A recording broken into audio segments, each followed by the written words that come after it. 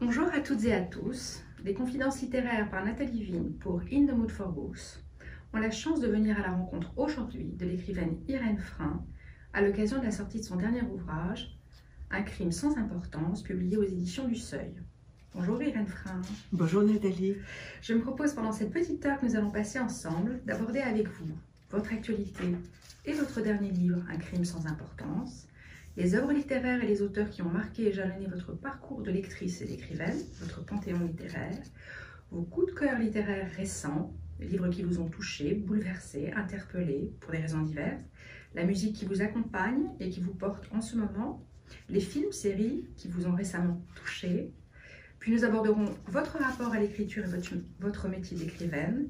Et enfin, dans la dernière partie de notre entretien, je vous demanderai si vous avez un objet auquel vous êtes particulièrement attaché et pourquoi, si vous avez un coup de gueule, et pour finir sur une note positive et de lumière, si vous avez un message à nous faire passer. Irène Frein, vous êtes romancière et journaliste. Vous avez écrit à ce jour une quarantaine d'ouvrages et de romans à un rythme effréné. Certaines thématiques et sujets vous sont chers. Une passion pour les enjeux inhérents à la condition féminine, une prédilection affirmée pour l'Orient, l'Asie. Plusieurs de vos récits de voyage illustrent cette prédilection, Quai des Indes, La vallée des hommes perdus. Une passion pour l'enquête, avec par exemple La guirlande de Julie, L'inimitable, pour l'art de vivre, Le bonheur de faire l'amour dans sa cuisine et vice-versa, et un goût affirmé pour les contes, Contes du cheval bleu, Les jours de grand vent, etc. Parmi vos romans les plus connus, citons Le Nabab, Secret de famille, L'homme fatal, Les naufragés de l'île Tromelin. Le Seuil a publié de vous 2 récits autobiographiques, Sortis de rien et La fille à histoire, ainsi qu'un récit biographique, Marie Curie, Prends un amant. Vous nous revenez aujourd'hui avec un nouveau récit, Un crime sans importance, publié aux éditions du Seuil, un récit autobiographique poignant sur le crime passé sous silence de votre sœur aînée, Denise, discrète septuagénaire dont la mémoire est prisonnière du grippage de la machine judiciaire. Les faits remontent à la fin de l'été 2018, dans une banlieue pavillonnaire parisienne. Votre sœur sera victime d'une infraction pour vol avec agression. À ce jour, l'enquête est au point mort. Pouvez-vous nous parler de votre nouvel opus, de sa genèse? Irène Frein, c'est à vous. La jeunesse, c'est le désespoir. J'ai écrit cet ouvrage comme j'aurais lancé une bouteille à la mer. Je me suis décidée 14 mois après les faits, quand les silences conjugués de ma famille, de la police et de la justice me sont devenus insoutenables. Le sang versé dans toutes les civilisations humaines réclame explication et réparation. C'est pour cela que le droit a été inventé, notamment chez les Romains, et nous vivons encore avec la symbolique du droit romain à propos du sang versé. C'est-à-dire qu'au départ, ius, le mot qui a donné le don juridique ou judiciaire ou juge, c'est une formule qu'on prononce, en somme on dit le droit déjà, pour apaiser la colère des dieux devant le sang versé. Et le droit, le sang versé réclame des mots. Pourquoi? Parce que c'est le mystère du mal, le mal qui consiste à arracher la vie. C'est une interrogation et qui est au centre de toute vie humaine. A-t-on le droit de tuer? Dans quelles conditions existe ce droit? Bon, on a répondu par la légitime défense, mais la légitime défense elle-même, quand on tue par légitime défense, il y a souvent un tourment chez celui, et une culpabilité énorme chez celui qui a infligé qui a arraché la vie. Pas toujours, bien sûr. Donc et là, pour ma sœur, la justice ne répond pas. La police se refuse à me donner des explications, et la famille me les dissimule, au motif, je suppose, que je suis écrivain, parce que le fait que j'écrive a toujours posé, au-delà d'un problème dans ma famille, étant donné que ce supposé pouvoir de l'écriture dérangeait certains membres de ma famille, et notamment ma mère, qui considérait qu'un jour ou l'autre, et qui me l'a fait savoir, je toucherai à la famille. La seule façon de me le dire m'a poussé évidemment à m'interroger. Donc j'ai écrit d'ailleurs après la mort de mes parents, puisque je ne voulais pas, je me suis toujours refusée à faire souffrir. Deux livres avant Un crime sans importance sur ces secrets que j'ai découverts petit à petit. Le premier sorti de rien à partir des archives de mon père, le deuxième La fille à histoire, puisque j'étais considérée dès mon enfance comme une fille à histoire parce que j'étais un enfant né d'un déni de grossesse, ce qui est pire que d'être non désiré. Et je sentais qu'il y avait ce secret. Donc c'est vrai que j'étais curieuse, que je posais les questions qu'il ne fallait pas, et que je suis devenue une fille à histoire, très vite isolée, quand mon père n'était pas là, reléguée au grenier, où je m'inventais des histoires imaginaires, souvent une mère imaginaire. Et c'est cette mère qui finalement, qui interdisait tout, qui a été, dont le personnage a été repris par quelqu'un de ma famille qui est toujours vivant, et c'est cet interdit de on ne dira rien à Irène sur le meurtre de Denise. Donc vous pensez bien qu'il y a un énorme appel d'air, et la justice y est aussi refusée parce que moi j'ai fait des demandes extraordinairement tranquilles, peu nombreuses, auprès de la justice, toujours à travers un avocat, toujours. Je crois que j'ai eu 3 demandes, toujours de contact, ou une pour demander, pour porter plainte, ce qu'on appelle une plainte simple, c'est-à-dire dans le genre, oui, ma soeur est morte, quoi. Mais cette histoire était très mystérieuse. Aucun de juge d'instruction n'avait jamais été donné, et je suis devenue tétanisée quand je me suis aperçue qu'il y avait eu au moins 5 personnes agressées dans les mêmes conditions par le même individu. Donc on était dans un phénomène de sérialité.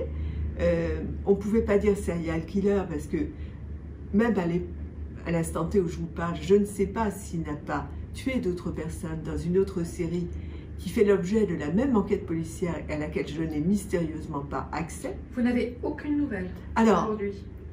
Si, et parce que le dossier, grâce au livre que j'ai écrit, qui est tout simplement l'expression du vécu d'une personne privée de sens donné au sang versé par la seule institution qui est chargée dans toutes les sociétés de la donnée, qui est la justice. Donc j'ai écrit ce livre qui n'est pas un livre de victimologie, parce que je ne suis pas la victime.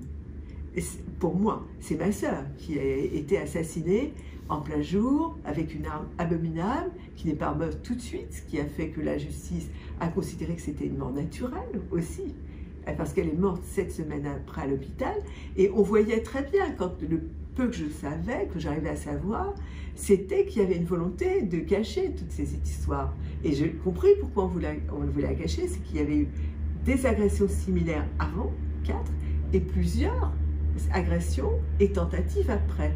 Au total, je pense 10. Donc, a priori, par le même individu. Donc, tout on à peut fait. Imaginer que le terme de serial killer, qui est arrivé très tardivement en France et en Europe, en tout cas, c'est serial cambrioleur, parce qu'il y a un bruit qui court, comme quoi, sur une série précédente de 8, qui sont réunies par la police comme étant celles du même individu, il y a un bruit qui court selon lequel des personnes seraient mortes, et c'est pour cacher qu'il y avait eu des décès sans doute à l'hôpital, qu'on ne voulait pas que je le sache, parce que moi aussi j'étais, enfin, c'est pas moi aussi, j'étais devenue aussi pour la justice dérangeante, car j'étais écrivain. Et alors, finalement, tout était organisé pour qu'on ne me communique pas le dossier, parce que j'ai bien senti que la phrase était celle-ci: cet écrivain ne pourra pas écrire de livres sans dossier. Sans dossier. Ce qui était une absurdité totale de raisonnement, une bêtise et une mauvaise connaissance de ce qu'est un écrivain, ou une méconnaissance ou une ignorance, parce qu'un écrivain n'a pas de dossier, ben, il va écrire la vie sans dossier. Et l'objet, c'est comment fait-on quand on a un proche assassiné et qu'on se trouve devant une omerta terrible. Et une omerta et une incurie, absolument. Une incurie totale. Alors, au départ, toujours quand vous avez, comme pour un suicide, dans toutes les morts violentes, un assassinat, vous avez un sentiment de culpabilité. Je ne dis pas que j'étais coupable, c'est pas moi qui ai tué ma sœur. Je ne suis toujours pas poursuivie. Hein. Il n'y a aucun moyen de le faire dans le dossier. Enfin, il n'y a pas l'ombre d'un doute. Je rassure ceux qui nous écoutent, plaisantons un peu. Oui. Mais comment vous dire, vous vous sentez coupable parce que, comme pour un suicide, vous n'étiez pas là, qu'est-ce que vous avez pour vous protéger? Et je me sentais aussi coupable pour une autre raison, c'est que ma sœur avait eu des troubles psychologique très très grave à une époque de sa vie et j'en avais été accusée. Alors qu'elle ne me donnait plus des nouvelles depuis des années à cause de ces troubles psychologiques. Donc c'est la famille qui avait besoin de trouver un bouc émissaire, l'écrivain merveilleux bouc émissaire. Et donc j'ai été sommée d'aller voir un médecin. Et j'ai apporté la lettre de sommation de cette famille que je ne fréquente plus, évidemment, mais qui en fait de toute façon m'a complètement rejetée parce que moi j'ai fait plusieurs fois des offres de paix et j'ai été rejetée, mais pire encore que si j'étais le personnage diabolique qui avait été inventé par ces imaginations malades. Beaucoup plus confortable. Oui, alors, tellement confortable. La grande Cruella de Paris vous parle, n'oubliez pas. Je suis ravie de faire votre vous fréquentez quelque chose maléfique, la fée maléfique. Et donc, ce médecin, je lui ai apporté la lettre, il m'a dit tout de suite, d'abord, vous n'êtes pas coupable, vous n'avez rien à voir dans cette histoire, je ne peux pas lever le secret professionnel. Et je lui ai dit, mais est-ce que vous avez, si je rentre en consultation avec vous, est-ce que vous me répondez? Il me dit oui. Qu'est-ce que je dois faire? Elle me dit fuyez, madame, fuyez, fuyez à toutes jambes. Alors moi j'ai dit mes parents, c'est pas possible. Il m'a dit en tout cas ne revoyez plus les autres membres de la famille, de votre famille, et surtout fuyez les réunions de famille, car vous serez en grand danger. Alors ça m'a impressionnée. Je suis aussitôt allée voir avec tout ça un ami médecin qui m'a dit je crains qu'il n'ait raison, enfin qui m'a fait répéter la consultation. Je ne savais pas exactement quels étaient les troubles de ma sœur, il m'a seulement été dit dans les deux cas qu'ils étaient manifestement extrêmement graves. Et j'ai même fait, ce que je ne raconte pas dans le livre, plus tard, une troisième consultation avec l'essentiel des documents.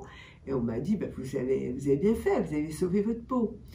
Et c'est vrai que j'ai pu, moi, fonder ma propre famille, avoir une famille très stable, quelqu'un sur qui je peux m'appuyer, qui est le compagnon avec qui je vis depuis toujours, et aussi créer ces livres dont vous avez eu la gentillesse de parler.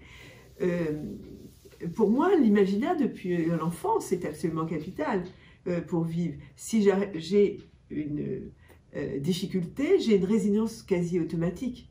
Voyez-vous, je me dis, je vais me raconter une histoire, comme je faisais dans le grenier de l'enfance, dont il est question à la fin de ce livre, Un crime sans importance.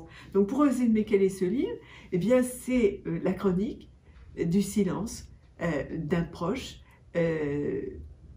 qui doit trouver le sens lui-même du sang versé et qui se heurte à des murs. Et l'écriture a été un moyen, non seulement la littérature, d'explorer l'inconnu de la vie de Denise, parce que je considérais que aussi l'endroit où elle vivait était peut-être responsable de l'environnement. Donc j'ai décrit la ville où, quand j'y suis allée, enfin, c'était un endroit qui me paraissait interdit. Vous voyez combien j'étais loin de la femme qui vous parle actuellement, qui a réussi de se récupérer. Donc j'ai vu aussi le contexte social qui, dans cette banlieue tranquille, pouvait aboutir à ce qu'une femme soit au mauvais endroit, au mauvais moment, alors qu'elle est chez elle et que ça se passe en plein jour et dans un lieu profondément tranquille. Ça, j'ai pu l'éclaircir. Mais aussi, j'ai pu éclaircir comment vous dire, les raisons de l'exclusion, de mon exclusion, les mettre sur le papier. Je l'ai fait à travers un fantasme que j'avais toutes les nuits. C'était que je comparaissais devant un juge d'instruction imaginaire. C'est-à-dire que le juge d'instruction qu'on ne nommait pas, je l'avais fantasmé la nuit et je me disais, s'il est nommé, qu'est-ce que je lui dirais? Et évidemment, je lui racontais ma vie, ce dont un magistrat instructeur aurait absolument pas eu besoin de me poser des questions, puisque j'étais quand même très loin de l'affaire et je n'avais pas vu ma soeur depuis des années. Mais on a tendance à fantasmer le juge comme le juge de nos vies, voyez. Et donc, je me suis lâchée. Et j'ai écrit ce livre, j'avais deux objectifs, qu'il soit un objet littéraire et qu'il soit digne, qu'il ne soit pas un règlement de compte, qu'il soit beau, comme était belle la personnalité de Denise, qu'il soit droit et exact comme elle était, et qu'il soit généreux, et qu'il, à aucun moment, ceux qui m'ont fait du mal puissent souffrir de ce livre, mais qu'au contraire, ce soit une main tendue, si tant est qu'ils étaient accessibles à la littérature. Et le but était donc de ne pas m'apitoyer non plus sur moi, et aussi ce que je l'écrivais comme une bouteille à la mer, c'est-à-dire j'étais très surprise qu'il soit inscrit dans la rentrée littéraire, qu'il se retrouve sur à peu près toutes les listes de prix, parce que c'est moi, je me disais peut-être que quelqu'un va entendre.